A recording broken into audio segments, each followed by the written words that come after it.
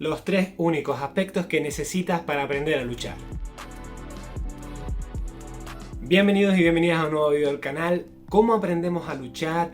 ¿Cuánto realmente llegamos a tener un buen nivel? Son preguntas que me han obsesionado desde hace muchos años que soy entrenador. Y mi obsesión ha sido en los últimos años intentar que mis alumnos y alumnas lleguen a un nivel alto lo más rápidamente posible. Y siendo honestos, muchos de mis alumnos han llegado a cuotas, tanto físicas como técnicas, mucho más rápido de lo que yo llegué en ningún momento.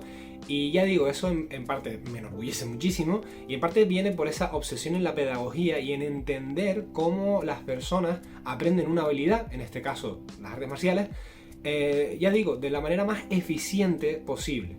Y de toda esta experiencia teórica y práctica, he descubierto que, bueno, formas de entender el progreso dentro de las artes marciales y dentro de la pedagogía en general, hay millones, ¿vale? Hoy vamos a explicar los tres aspectos fundamentales de la lucha para crecer lo más rápidamente posible, pero ya digo, métodos y sistemas para valorar esto, hay millones. Este método en concreto habla de habilidad, experiencia y físico. El primero de todos, habilidad, quizás lleve a confusión, ya que mucha gente en artes marciales entiende la habilidad por la capacidad técnica o el glosario técnico que la persona tenga en su cabeza, es decir, la cantidad de técnicas que una persona sepa realizar. Y esto es un error. Y es que por habilidad no entendemos la capacidad que tiene un alumno o alumna de replicar muchas técnicas, sino la capacidad que tiene de conectar esas técnicas unas entre otras y la capacidad que tiene de prever las posibles situaciones que originan los distintos movimientos. ¿A qué me refiero con todo este rollo? Que cuando tú aplicas una técnica, un movimiento, salen un montón de variables que en el momento de la lucha no tenemos tiempo de pensar. Es decir, yo voy a hacer un derribo. ¿Qué pasa si fallo? ¿Qué pasa si lo consigo? ¿Cuánto porcentaje de probabilidades tengo de hacerlo? ¿Qué tengo que hacer después? ¿En qué contextos? Dependiendo del contexto en el que estoy. Si estoy en el deporte, ¿tengo que asegurar el punto en el suelo? ¿No lo tengo que asegurar? Si estoy en defensa personal, ¿voy al suelo? ¿No voy al suelo? Como digo, nos podríamos pegar horas hablando de las distintas ramificaciones que tienen las distintas acciones, pero lo importante a nivel de este punto es que el alumno lo entienda y reaccione de una manera automática y natural a sus distintas técnicas sin tener que pararse a pensar demasiado. Eso es una buena habilidad y eso es un follón de enseñar. Con lo cual, como entrenador y como alumno, con respecto a la habilidad, lo que tenemos que entender es no solo tener un amplio glosario técnico, sino cómo encajan esas distintas técnicas en nuestro estilo de lucha. Por experiencia también quizás nos puede llevar la palabra a un error, y es que no me refiero a los años practicados, sino a la utilidad que le hemos dado a esos años entrenados. Me explico. Para saber luchar, hay que luchar.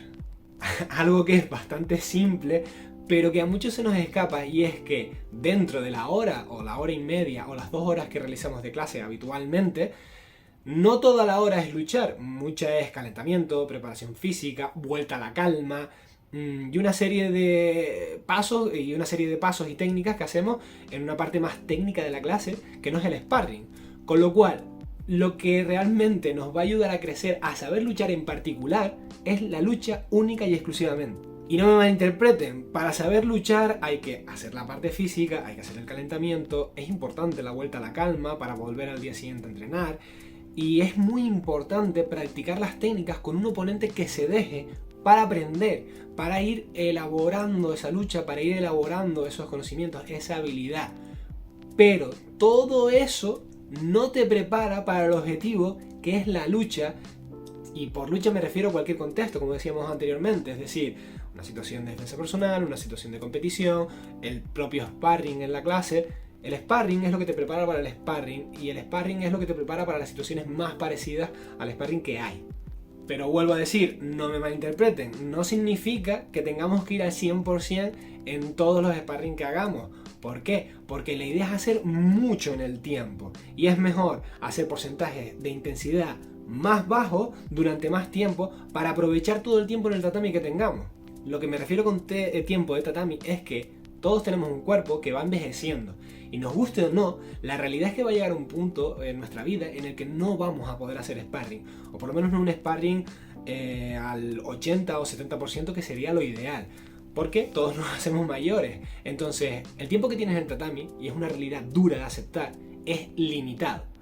Pero, si vas al 100%, ese tiempo también se reduce, simple y llanamente por las lesiones y porque el cuerpo no aguanta. Entonces, yo lo que propongo es el siguiente ejemplo. Y vamos a decir, 2 alumnos que van al 70%, que ya es una intensidad bastante alta, pero en mi opinión es la ideal, pueden entrenar durante más horas que aquellos alumnos que entrenan al 100%.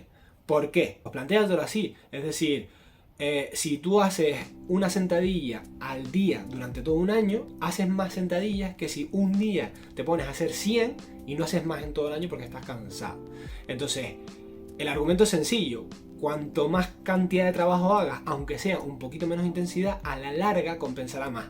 Y siempre habrá algún flipado que me dirá, no, pero si yo hago 100 sentadillas todos los días durante un año, ¿no sería más capacidad de trabajo? Sí, matemáticamente, pero no es realista, no es sostenible. Porque tus rodillas están para hacer 100 sentadillas durante todo un año, todos los días durante un año.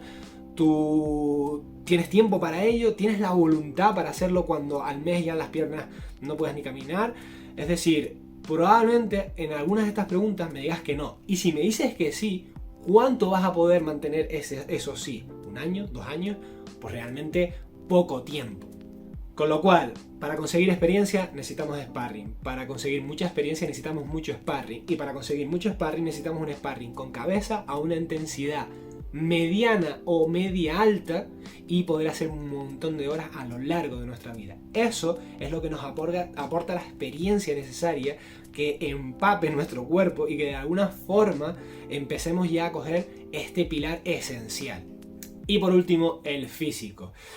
Por físico me refiero a todas las capacidades de las que son capaces, valga la redundancia, nuestro cuerpo. Agilidad, resistencia, potencia, fuerza, bla bla bla bla bla bla. Con respecto a la fuerza en concreto, tengo un vídeo específico en este canal, muy detalladamente, pero bueno, por resumir, normalmente la gente fuerte y grande gana las luchas.